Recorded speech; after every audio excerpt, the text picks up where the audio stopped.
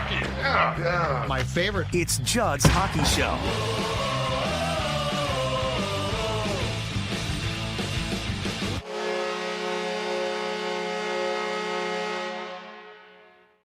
Look at the new graphics. Is that not... Oh, boy, that is top shelf there, Jessi Pierce, AJ, and, of course, Judd.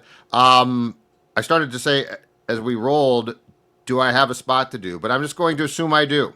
Yes, you do. It's at the fantastic Parlor Bar. That's exactly what I assumed. So anyway, okay, so we are in the teeth of summer, and I've talked to you for a long time about the Parlor in St. Paul, just down the street from the wild, soon-to-be new name Arena on West 7th. I've talked to you about the one in the North Loop, which is outstanding. Parlor Burger, outstanding. But now there's one in Excelsior as well. So if you're spending a day on Lake Minnetonka on a boat, like Jessi Pierce is most of the time, gallivanting around on a boat, enjoying the sun, enjoying a gorgeous day, and you want to wrap it up in a fantastic way, well, then just stop in at Parlor in Excelsior. The Parlor Burger, the chicken sandwich, the craft cocktails, the beer, the service, outstanding.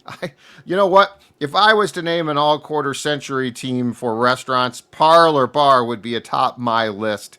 And that segues us perfectly. AJ and Jessi, I believe this was an AJ production because we're looking for topics. And so the Athletic is right now, I think for each of its teams that it covers in the National Hockey League, putting together quarter century teams, all quarter century teams. And what they've got is 4 lines, 6 defensemen, 2 goaltenders. For the sake of our show, we're going to make it 3 lines, 4 defensemen, 2 goaltenders. So, Jessi, I'm going to start with you. Just first of all, before we get to this exercise at all, how difficult or not difficult was this for you? I mean, it could have been really easy because I, in fact, did a quarter century team for NHL.com earlier this year. So I could have copy pasted, baby, put it right in there and been like, I'm done, slapped it together because that quarter century team was probably pretty close. But then I wanted to take a bigger, deeper dive, tossed in a few names that were maybe a little like questionable, maybe some guys that get us at least talking, conversing. That's what we want on a podcast. So I had a little bit more fun with putting this one together. I think it still was fairly easy because Minnesota, we know our history. We know the players that have been successful and those who have not. But some combinations kind of got me. There's some guys that I'm like, this could be really fun. This was sort of eye-opening for me. I don't know if you guys feel the same, where it's like you get your couple cream of the crop guys, and it's like, even on my second line, I'm like, is this going to be my second line center? Is this going to be my third line winger? Like, this is not good. This is terrible. But I will say, from the list that the Athletic provided, I know it's Russo and Smith who are putting on this production for them. A lot of, like, as I'm looking at the list, I'm like, God, I miss that guy. Not because he was a very good hockey player, but just like, I remember that time, like I was a teenager, I'm a young kid, I'm watching the Wild, and I was like, God, what a team. But some people on this list that are up for voting that I think have no business being close to the 25th anniversary team for the Wild. Just insane. Some of the names were great. Like, I saw, just as an example of one of them, like Stacey Roost was on this list. And I'm looking through here, and I think they got him from the Red Wings at the time. He'd been like a prospect with the Red Wings. But I mean, there are some, a guy that played on the 2003 team that went to the Western Conference Finals. I only remember him because of his name, which was it Andre Zuzin? Yes. His last name was Zuzin. So, like, this was a great, Age is right. It's a great blast from the past. All right, let's start with our first line because I think that's going to be the most obvious one, and that is a slam dunk line. So I think we all would agree, and we talked about this briefly before we flipped the mics on. Koivu, Kirill on the left side, Gaborik on the right side. Does anyone have any objections to that line? No. I mean, the one where there's, I think, maybe any conversation is Koivu, but at the same time, you have to look at most games played for the franchise. I think most points still, like, that if Kirill signs, I bet you that probably gets shattered at some point, but like, he is the number one center in Wild history, taking away from like the joke of Ryan O'Reilly for his cup of coffee here for, that layover for 2 hours. So I think number one line's locked in. respectively, each of them have had their best statistical seasons here with Minnesota. They were all drafted by the Wild too, which there's a little bit of hometown love for that. And it's just the best talent at those respective positions that the Wild have ever had. So I don't think you can argue anybody else in those spots. Yeah, and Koivu, 15 years, 1,028 games. I think in the case of Kirill and Gaborik, we're talking about the two most talented players in the 25 years. I don't think it's unless you can throw a name at me, because to me it's Kirill, obviously most talented. Gaborik is second. Koivu he was talented certainly in his day. The longevity is incredible. I mean that dude played again 1,028 games here. I think he went to Columbus and played like 7 games and said, "I'm done playing." Yeah. But yeah, he did put up some impressive stats and just playing 15 years here. All right, so let's go to the second line. Nominations for who you guys think should be on the second line, where I think at least the conversation gets a little bit more intriguing. Jessi, you want to start us? Again, I'm going straight by players that have posted career years with the Minnesota Wild. So that's where I kind of went with some that maybe people aren't thinking of it. I went Zach Parise on the left wing. I went Eric Staal up the middle. And then I went Matt Zuccarello on the right, because I believe he was on that list, right? He was an option for us to select from. Oh, yeah. So, because Zuki is posting career years. Like, we can't deny, we've squeezed every drop of lemon out of this man at his age, and I love it. Zach Parise, yes, it ended kind of bitterly. It didn't see us to the promised land like we expected, but still a really incredible career with the Minnesota Wild here. And Eric Staal, man, remember that season right before we traded him away to Buffalo? Absolutely incredible, before he looked like a broken man getting sent to Buffalo. Sad times, but I think Eric Stahl's got to be on my second up the middle. 42 goals, is that right? 42. For Staal? Yep. I mean, it was a great year. Mm-hmm. A great year. Yeah, and Age? frankly, that's why I have him there too. I thought I was going to have a little bit of a pushback on Eric Staal as second line center, but the 42-goal season is one of very few in franchise history. It's hard to overlook that. Whether you like him or not as a person, he is, for his short stint in Minnesota, he was a really good center, considering relatively what the Wild have had in franchise history. So I think that was I'm glad my take there has been restructured and cemented by Jessi also putting him there, but the rest of that line for me is the exact same. How about me? Do I agree with you? Huh? Yes, of course he doesn't. No, I do. Do it really? Yeah. Staal. Yeah, that year was incredible. And by the way, I don't think he was. Just to be clear here, he was a very nice guy. I actually liked him. He struck me as, at that point in his career, and don't forget, he had spent like 12 years in Carolina. He got traded to the Rangers. He got moved to wing. He was terrible. And then he signed here. And they also got a bargain. I think the thing with Staal is he felt like, guilty or not of this, it felt like he was part of that team that became very comfortable being here. Like a lot of guys felt like they were very comfortable being here. Oh man, now I live in Edina and I build my backyard rink and I'm going to stay here. And it's like, and that's why I think he got sent to Buffalo. Like, I think that was a message. But as far as like what he brought and at the price he brought it for, yes, Eric Staal, second line center, I'm fine with that. All right. Love. Good look at Parise. that. So Parise, do we all agree on the left wing? Yeah. Yep. Okay. So the only other thing, and Zuki is on my list because, I mean, it's been 6 years now, 103 goals, 30 power play goals, 393 games. Where does the time go? The only other candidate I have who could be second line, but the longevity is not there, is Kevin Fiala. It did cross my mind as well. I'm not going to lie. I put him down in my honorable mentions for somebody to discuss. He didn't make my roster in general because, it wasn't the longevity, but that last season before we traded him away for Brock Faber, which again worked out great. You weren't going to keep him. I need to keep reminding people of this. Kevin Fiala was not going to re-sign here. Yep. I agree. I mean, it was a heck of a career, or a heck of a year, excuse me. And I think he's going to continue to have a really good career if he stays healthy. That's the biggest knock against Kevin Fiala, which is why he kept off my roster in general. I just would have liked to see a little bit more. AJ, your thoughts on the? I think like it was eye-opening to me for the right wing slot, especially when I actually pulled up his hockey reference page, just how productive Matt Zuccarello has like maybe quietly been. I feel like he kind of flies under the radar where I get to maybe the midpoint of the season or the end of the season. I'm like, okay, did he really have that good of a year? And then I look, and every time I'm like, you know what? Yeah, he really did. He's just been producing over and over. As much as we joke about how he can't be separated from Kirill and all this other stuff, and even his, I think, first year or two, they acquired him and he was dealing with that hand injury. Yep. He's just been producing. So I think he's the only logical right winger for that second line. Okay, so the second line is Eric Stahl at center, Zach Parise at the left wing, Mats Zuccarello, who I believe is a left-handed shot who likes to play the right wing at the right wing. Mm-hmm. All right, so those are our top two lines. Line number 3, I think it's at least... This is among the most interesting discussions, in my opinion. There are some guys that definitely deserve this, but I also think that this is a little bit more of a possible debate. I think those first two, there's... Like the first line, there's no debate. The second line, there might be just a little bit. Third line, I think gets intriguing. Age, let's start with you. Who do you have as your candidates or your third line?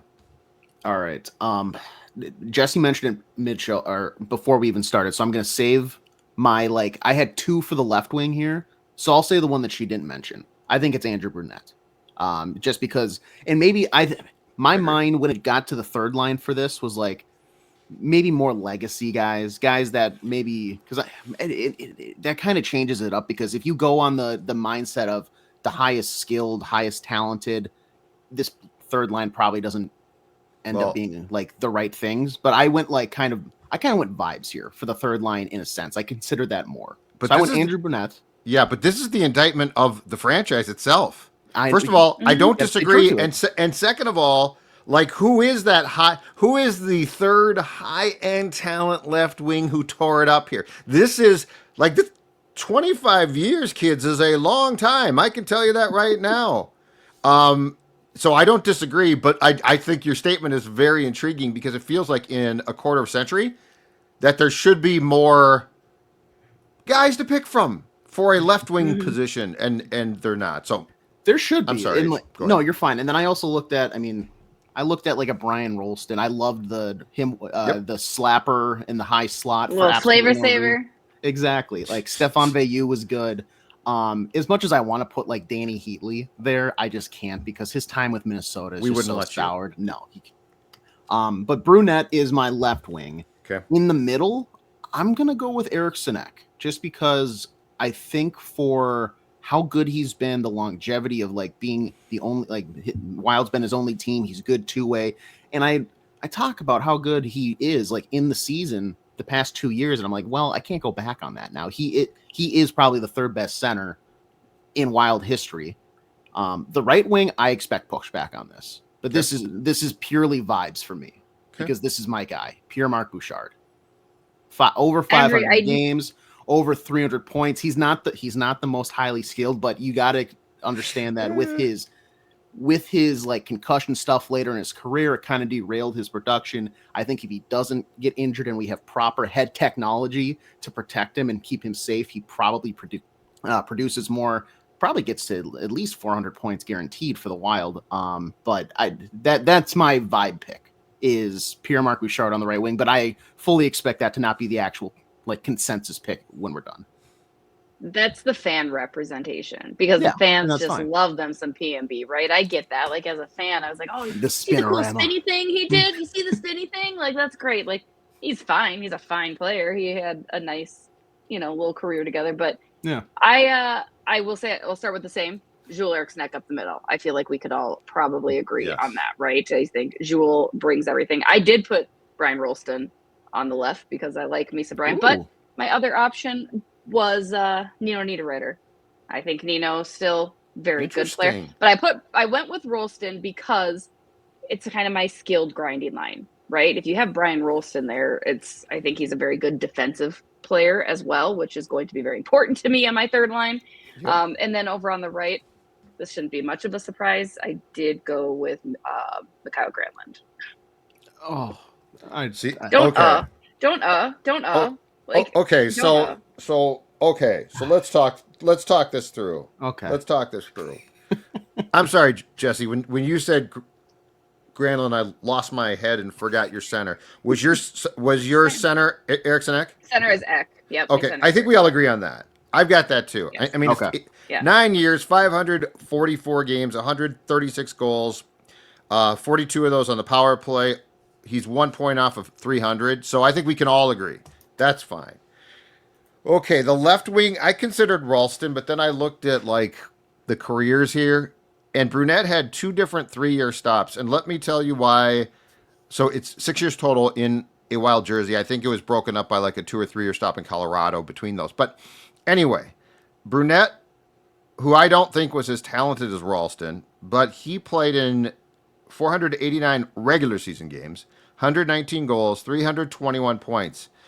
But here's what put me over the edge when I went and looked. And we all know about the goal. Well, you know, Patrick Waugh's last game goes into retirement, game 7, OT. We've seen it. I mean, we'd like to see it again. Hopefully someday. It's been a long time since we've seen that big a goal. But anyway, in those playoffs, so the only time this team's been to the Western Conference Finals, 18 games, 7 goals, 4 on the power play, 13 points. My feeling is I would like to represent just a sliver of the very brief good history in 25 years that this is the right word, Wobegon franchise has in the playoffs. So I would be inclined to say Brunette based on that. Rolston's a good pick. Nino, yeah, that's interesting too. I would personally say Nino's my honorable for Yeah. the record. I went with Rolston. Rolston's how what I offended committed would you to. how offended would you be if we went with your guy, your close personal friend, Bruno, at the left wing? I mean, I love Bruno. I would not be that offended. I have Bruno. I did my 4th line. I'll just say it. My 4th line's Brunette, Dimitra, and Wes Walls. Like that's kind of like a little Okay. misfit line. So Brunette makes my team. You know, he's there. But I think some people, I feel like we get so blinded by the goal that we don't look at Bruno's the rest of his career where I'm kind of just very meh on. Whereas Rolston, I look back, I'm like, he had a nice career here. But I wouldn't push back too hard. Yeah, yep. Sorry, H, Well, go the ahead. only thing is like if you look at how if you were looking at this from a Bill Guerin perspective, that's exactly the type of guy he wants on this team. A veteran, a guy who's seasoned, who has some playoff ability. Even if it's for the sake of he has that one moment in the playoffs, I think that is like earning him a roster spot, like we've seen the Wild do the past 2 years with a couple guys. Like Brunette fits that role. And if you're saying meh, and it is the third line, like I'll admit there's probably more flashy careers on the list that we could pick from. It's just like when it comes to third line, the legacy, blah, blah, blah. And like Judd said, it's such a small sliver of like, you're on top of the world in the hockey world for this franchise.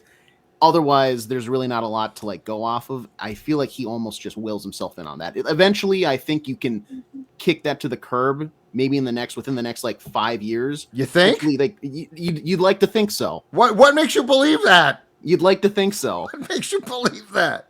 Tarasenko? Hey, Definitely. 20 goal scorer. Sidney Crosby. Yeah, Sidney Crosby. We'll talk about that in a second. That's a good topic too. Anyway, okay, so I'm sorry. The right wings. Age. You said whom? I said Pierre-Marc Bouchard, but I know we're not picking Okay. that. Like there were some other like good ideas that Okay. And Jessi, you said whom? I said Granlund, and I feel like nobody's putting any respect on his name. 70 points on my third line. Give it to me. I'll take 70 points on my I've third got line. Fiala. You've got Granlund. Age has PMB. No offense, Age, but I'm going to start off by saying I'm going to eliminate. I think we should That's eliminate your. He just didn't have the career. No, and that's fine. I think if we go Bruno on the left, we can't go PMB on the right. That's too much You can't. dusting off the Too much cobwebs, vibe. glory days. Yes. Yeah. So Well, and that's PMB fine. Too never. much vibe. I mean, PMB didn't reach the potential, right? He had a couple Unfortunately. 50 assist seasons, but like I don't know. I mean, he was supposed to be really good. Don't get me wrong. Yeah, if you're going off, I think you can. If you say Fiala, I'm gonna say that's just fine, and I'll probably even give away to Granlund because he has had a better career than him. He just has so many career games for the Wild. That was mainly my sticking point. So AJ becomes the judge here between Fiala. So Jessi, make the case for Granlund, or as Doc Emmerich said for an entire playoff series, Gronlund before he's like, don't do that, Gronlund. dude. Don't do that. That's just what our name really is. Who gives a crap? But anyway, make the case, and then I'll try to make one for Fiala, and we'll allow AJ to make the final decision. Mikhail Granlund, 69 points for his best season here. That was back in 2016. 17, 26 goals, 43 assists. Great on special teams, too. I like watching him play. He could be speedy. You saw a little bit of that when he was with the Dallas Stars this year, too, toward the end. I mean, he still got it. Not that I'm using recency bias in this. Plus, he loved my kid, and, like, he's a great third liner, and I enjoy that. So, let's be honest, that's a huge component. He's the You don't even love your kid most days. I know. That's why it was nice that somebody there did. Like, somebody could be like, I'll hold this child. I was like, thank you. I have work to do. Please sit in the stall with this stinky hockey player. No, I mean, I just think he's really talented, too. I love watching him grow. Like, he definitely improved throughout his career, right? Like, I still don't think he reached the pinnacle of what he was supposed to. He's same with the Charlie Coyle, the Jason Zucker, the Gramlin, that whole core group of guys. There was a reason that was it Paul Fletcher? Not Paul Fletcher. Chuck Fletcher. Was it Chuck Fletcher? Chuck did. Paul's got rid of him, right? Personality here locally. Radio. Yes, that's the one. Media personality. Oh my God. It's early, guys. I'm not casting stones there. I've done that. But I liked his career here. I think he's still, again, as we discussed, there's not a lot to choose from. We don't exactly have the numbers to be like, well, this guy, like he did not, there's very few guys that did outperform Granlund again for a third line role there that I think it suits him. That's my argument. Give me again the games played in the year and the seasons played here for him. He spent 1 year with the Arrows from 2012-13, but he popped up here for 27 games in 2012. So officially 2012 all the way through 2018-19 before he was traded to the Preds. He's got 461 games with the Wild, 317 points. Okay, so there you go. It's another way to look at it. My guy is Fiala. Mm-hmm. He doesn't have the tenure here, 4 years. 461 games for Granlund, you said. 215. Fiala, 79 goals, 186 points, 21 power play goals. The plus side is I think he was more talented. Granlund was talented, scored the great power play goal in that series against the Avs. I think that was an OT GWG. I would say. Can I point out the irony that they traded Granlund for Fiala? There's a little bit of irony in that. That's the trade, right? Yeah. Like now that I think about it, that was the one that I didn't even think about that. Fiala came from Nashville. Good call. Good call. So I don't have the tenure here, but Fiala to me was a more talented player. But I think I can see both sides here. So I'm not going to die on the hill for Fiala. And the games missed did become a problem. There are definite things here. And I will say this to both of them. They both had a tendency at times to take nights off. And those were called game nights when they should have been playing. Well, hold on a second. They were playing. They still took the night off. So, AJ, I'm going to let you split this one. Fiala, Granlund, I can see both cases. Which one would you pick to play alongside Jules Eriksson and Andrew Burnett? I think that Fiala is probably the more explosive offensive player, but for a third line, if we're building a legitimate team, I think I'd go Granlund. My biggest hang up with Granlund, and I saw this on the list, and this is not like Jessi's fault because this is how it was listed. He played center. I could have sworn for all 7 seasons. Like, why are we choosing? Sorry, not why are you choosing? Why is he listed as an option for the right wing? Did he play both? Jess, he played some wing too here, but yes, he did play a lot of center. I remember him as a center myself too. Like that was my kind of I was surprised as well. Like I thought he was a center because otherwise I was going to have him on my center. I also thought Brian Rolston was a right winger, not a left winger. So some of the list, I think it probably is. We are probably splitting hairs. I still view him as I think he plays center now. Like I think he is a center position. So maybe he started as a right wing and played a couple years, but I don't remember when I started covering the team in 2016. He was a center. But he's got versatility. There we go. Kevin Fiala can't play center or right. No. And they both drove me. And look, they both equally drove me crazy. So yeah, I'll give Judd that Fiala is the more explosive offensive player. But I think for the sake of it's the third line, all that stuff, I'm gonna go Granlund. Okay. So Longevity, our lines are set now. Our first line is a slam dunk: Mikko Koivu, Kirill Kaprizov, Marian Gaborik. The second line: Eric Stahl, Zach Parise, Matt Zuccarello. Those two actually were pretty simple lines. And then the third line: Brunette on the left, Jules Eriksson Ek at center, and Michael Granlund, whatever he calls himself. He is going to be on the third line. All right, let's get to the defensive pairings, and we're only doing 2, so we're doing 4 defensemen. Where would you guys like to start? I mean, mine are boring. Can I start with my unhinged one? Should I just do the unhinged option? Like, I'm not going to go with I feel like the 4 defensemen that we're all thinking is probably, those are the 4 that we have. Like, I don't know. My unhinged one would be Philip Kuba and Brent Burns. Or you could do Brent Burns and Matt Dumba. Just fun. They'll give up some goals, but they'll have some fun out there. Philip Kuba actually made the All-Star game here, right? He played in the All-Star game at the X. Kuba doesn't get the respect that he deserves sometimes. Well, again, another player. Excuse me, your Burns one is an interesting... I gave this brief thought. The Burns one is a very intriguing, and it's more of a what could have been. And in fairness to Fletcher in that one, again, we're talking about a player they probably could not retain at the time. Yeah. So it's very much the same thing as, hey, we can complain about Fiala being traded. Now we don't too much because it was a really good trade, but I think he was in the same camp. So you said Kuba unhinged, Burns just because... Technically, it would be my third line. Like, it would be the fun line. Like, it's your offensive fun line. Like, they're going to give up goals. They're not going to be the most stout defenseman, whether it is Kuba and Burns or Burns and Dumba. I like either one of those. That's, again, I'm cheating here and going outside of our parameters that we set for ourselves in this made-up game. But that would be such a fun defensive pairing to have out there. Especially, I think Burns and Dumba, like, their size alone and their energy would just be a lot of fun to watch. My fringe guy, and I'm gonna save it. Let's go through the slam dunks. Do the real ones. Let's do the slam dunks, and then I actually have a Suter slam dunk. Yeah, it pains me a little bit, but he's a slam dunk. Yeah, Jared Spurgeon slam dunk. Yes, that's my top pairing. 15 years here. That's both your top pairings, because I actually put Nick Schultz up with Suter as my top pairing. So my second, I'll go with mine, and then let's go through the rest of this. My first pairing, I guess, is Suter and Spurgeon, but just as a foursome, I've got Brodin, Nick Schultz, Suter, and Spurgeon. Yep, sames. Maybe this is where I faltered because Nick Schultz is a lefty, so in my head I was putting lefty, righty, lefty, righty.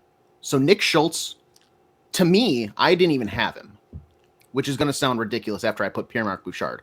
But I went Ryan Suter, Jared Spurgeon, and then I went Jonas Brodin because he's been here for so long, and frankly, I think he's a better defender than Nick Schultz was. And maybe that's just like recency bias. If I went and watched, maybe because Nick Schultz was a workhorse. Like, he just got game after game after game. On my right, for me, it's a toss-up between Brock, because he also like recency bias, and Marek Zidlicki. Marek Zidlicki had 4 years with the Wild. He was on the power play. He has, through his 4 years, as of right now, he has a higher point per game average than Brock does. Brock is a better defender, but I figured if Brodin is on that left side, I can go with an offensive guy on the right with Marek Zidlicki, who had a pretty solid career bouncing around between like the Islanders, the Devils, etc. So, but I'm fine with just canceling him out. And if you guys want to overrule, because I was going for a right-hander there, not... Yeah, I didn't even think about that. That's fair. I didn't either. And you mentioned Brock. That Brock was the biggest pushback I got on my all-team voting that I sent in earlier this year. They're like, he hasn't. I'm like, but we know he's going to be a cornerstone of this franchise. He's already done so much. But I understand the pushback. Like, has he proven it? It's the same with Matt Boldy, right? Like, Matt Boldy's an option for all of this. And yes, I think he's going to be a huge part of the Minnesota Wild's success moving forward, obviously. But I think, those younger guys. Zidlicki's a good call. Are we also forgetting Willie Mitchell? I give him some thought too, because in 2003, I love that guy. In the playoff run, he was a glue guy. He was a heart and soul guy, and he was a good player. And he went on to the Canucks, the Kings. Like, he had the Stars. No, he started with the Stars. He came here from the Stars. But anyway, I remember my mom loved that guy. Yeah, My I was a mom big. did too. Well, he was It's a He mom was- thing. I think he was a good looking guy. he was a, as they call, a swashbuckler. Yes, he was the 2003. Jessi will know exactly what I'm talking about here. He was the 2003 Washington Commanders backup quarterback Sam Oh. Hartman, who Jessi now has mom vibes for. Swooning. Yeah. Oh my And goodness. she's fighting rocket. people. She's trying to fight people off of Sam Hartman. The guy doesn't play. But anyway, Back off. that's Yeah, No, you'll that never doesn't see matter. this man play. That's fine. It doesn't matter. His Instagram's popping. Oh. yeah, exactly right. So I would say I'm very comfortable with Suter, Spurgeon, Brodeen. I mean, Brodeen is at, get this, guys, he's at 13 years now. Mm-hmm. 853 games. Like, we thought that Nick Schultz was a lifer here because he was at the time. 10 years, 743 games. 100 games less than Broads now. Yeah. And Broads has been hurt. Yeah. So I just said Schultz because to me he exemplifies like that early and good defenseman. Mhm. But I could be talked off of that one. So I don't know if you guys, it sounds like Jessi doesn't want to. Age, I mean, I would put him before Zidlicki, I think. The Willie Mitchell one, Oh, I think, that's is an interesting call as a nod to the early days. And yeah, and Faber, I just can't pull the trigger yet. It's 3 years. Like, it's really good, but it's 3 years. My thing on Faber was I think if we did this in like a year from now, he's probably a lock. I really think a 4 years is like, yeah, I can rule him in for this, but I'm fine if you guys want to go Nick Schultz, because I do think Nick Schultz, in terms of like if you take handedness away, is above Zidlicki. My mind was I need a righty, so that's where my mind drifted there. Yeah. But Nick Schultz is above Zidlicki in my all-time Wild D-man. Yeah, I think people are screaming at their computer saying you have to include Nick Oh, Schultz, absolutely, right? yeah. Like, there's just you have to. You have to Stop have Nick screaming. Schultz on the team. Stop screaming, folks. Don't be mad. It's a game. It's all fun. Okay, let's get to goaltenders next. Goalies? This is very, very well. Yeah. Actually, one of these was simple. One was difficult. But before we talk about goalies, just want to remind you, this is the last day of our fundraising for the Courage Kenny Rehabilitation Institute, which helps children and adults with life-altering injuries and disabilities. You have taken us over the $20,000 mark, so thank you so much. It's absolutely awesome.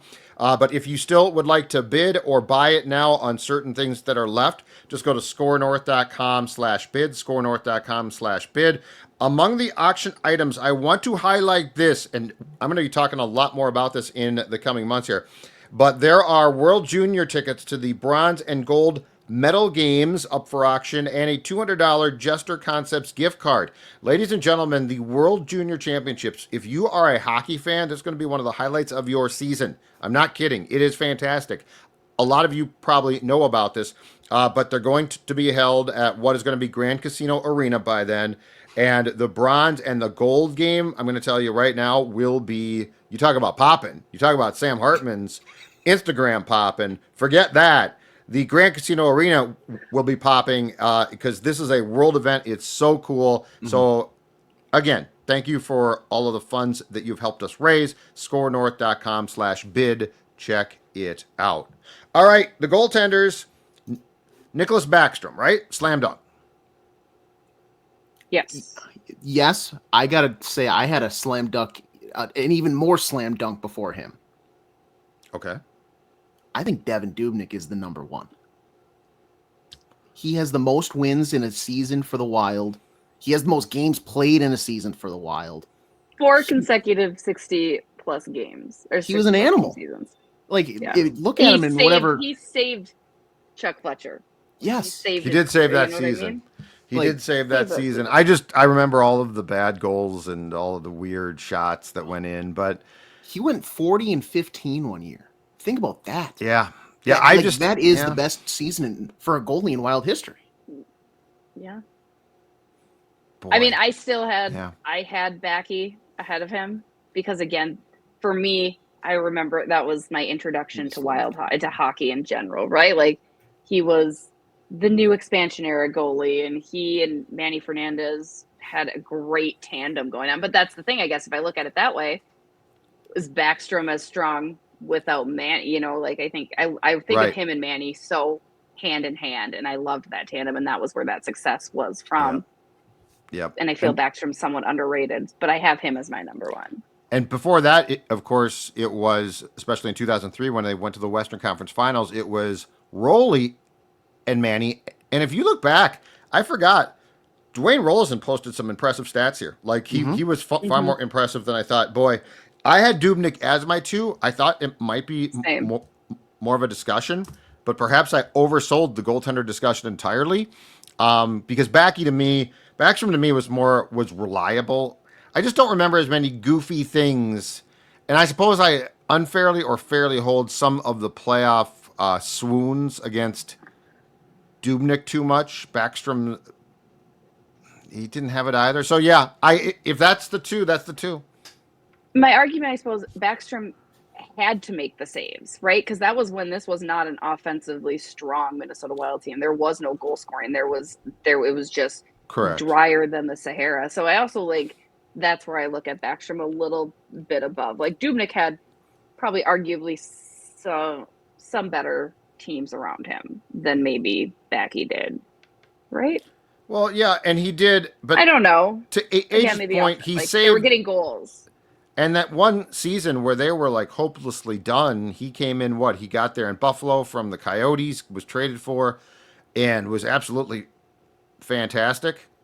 I guess I'll always hold it against many of the goaltenders in recent vintage that I've never felt like they gave you a chance to, they won several games to win a playoff series. It's like Jake Allen. We always go back to that Blues, right? And right or wrong, our memory is Jake Allen won that damn series against the Wild. Feels like the Wild doesn't have that guy, and I think I probably subconsciously hold that against Dubnyk and will take it to my grave. But that being said, yeah, if they're the goaltenders, I don't know who else we'd fight for. Let me ask you this then. Let's rephrase it a bit, because if we're gonna go, if we're starter, who if we had to pick one starter, are you going with Dubnyk or Backstrom? Backstrom for me. Okay. I don't trust Dubnyk too. I just don't trust him enough. He's going to allow a terrible goal. Yeah. Now, if you go backup, if you pick up backup, just reliving all these, it's like he's back in war.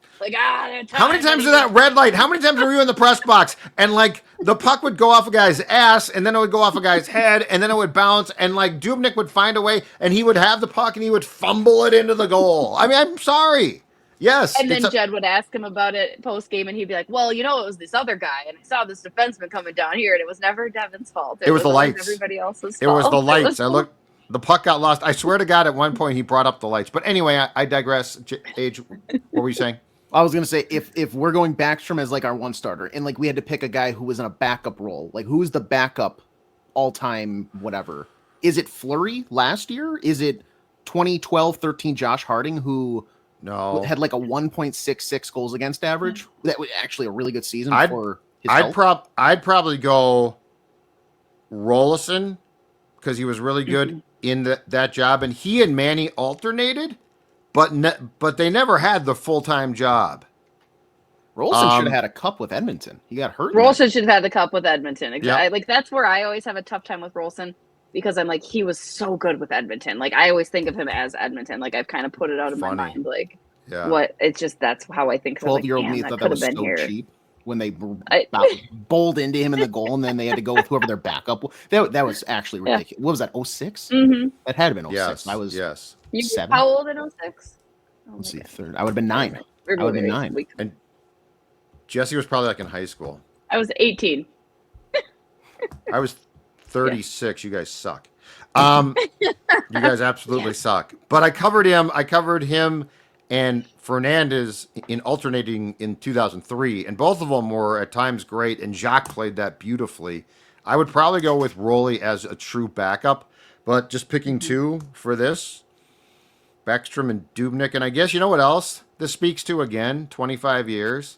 Yep. They've never really had a franchise goaltender. What does Philip Gustafson need to do this season to probably get into? Can he do anything this season to get into this list? Not to me, can't. He's going to If he won the Vezina this year, does he get into the list? I think, yeah. Well, yeah, he gets close, but I'm saying I need an extended period of in playoff success. I need an extended period Where, and I understand you don't draft consecutive seasons. Yes, but where's our Carey Price? Maybe he was down in Iowa last season. That's what I've been told. Despite the head case. We have a franchise goalie coming up. Well, he's a first-round pick. That's a good point. You're not inaccurate. Let me tell you, the 30-year all-time Minnesota Wild team podcast is going to have some different names. I hope it's got some play.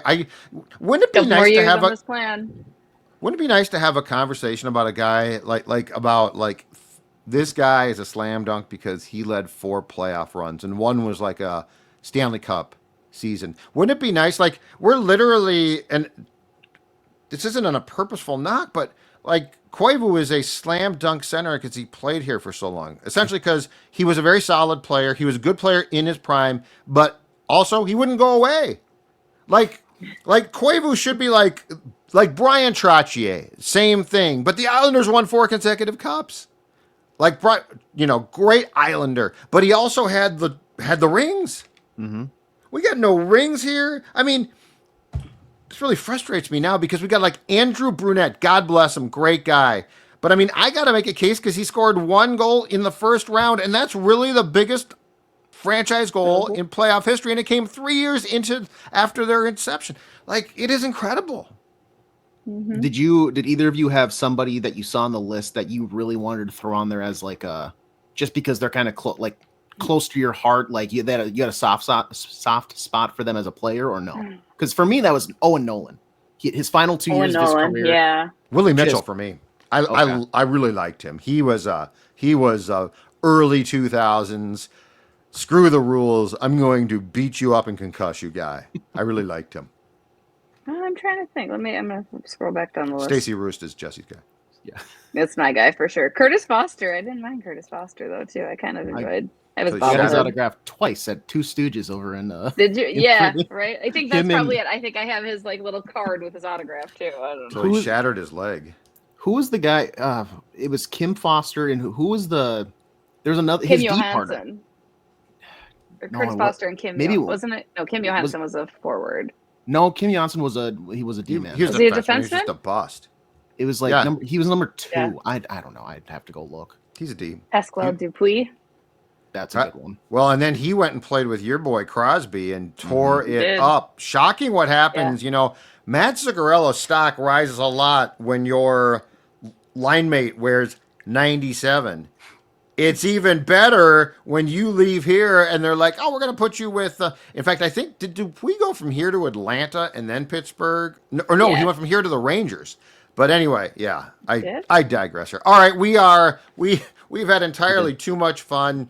Jessi, enjoy your trip. I know that you are traveling now, so thank you for joining us. And we will talk to you next week on Judd's Hockey Show.